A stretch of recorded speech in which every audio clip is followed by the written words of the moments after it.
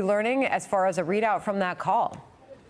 Well, so far, Sandra, we've seen Russia put out their version of events. We have not yet heard from the White House, and I just ran into the press area to ask when we might hear something from them. And they said, you're going to hear first from the president, and until then, they won't be putting out any details. The Russian readout says that Putin says a ceasefire is possible when the appropriate agreements are reached. Now, Putin's been asking for the moon, sun, and stars. We don't know what those agreements are that he's looking for, and if they are all of the sort of wild demands that he has continued to make. I would say from my read of this statement, it does not look like they're on track toward enacting a 30-day ceasefire, which is what Zelensky told the president was his primary objective to achieve. We do know that President Trump spoke to Zelensky on the phone before he had that call with Putin, but we're waiting to see what the president's take is. Obviously, he's the one who held the conversation and might have a very different sense of what Russia is or is not willing to do based on that conversation that we're not seeing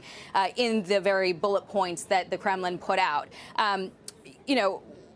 A lot of people who are watching this war are going to wonder, what will the president do next if it does not look like there's been progress made today? He has said that there are sanctions, heavy sanctions, that the administration could slap on Russia. A lot of people have been eyeing the oil fleet, the shadow fleet, as a possible place to not just ramp up sanctions, but also increase enforcement of sanctions, existing sanctions that could really cripple the Russian economy. So it'll be incumbent upon the president to determine what is appropriate at this time, if he wants to give more time for these negotiations to happen. We did hear from the vice president that there's a bit of an impasse right now in these talks, and we have heard over and over again from the administration that they would walk away if the time came where their role in mediating this was no longer useful. Recently, the president, though, and the vice president sort of pulled back from that sentiment, saying we are going to, finish this through and make sure that this reaches a conclusion.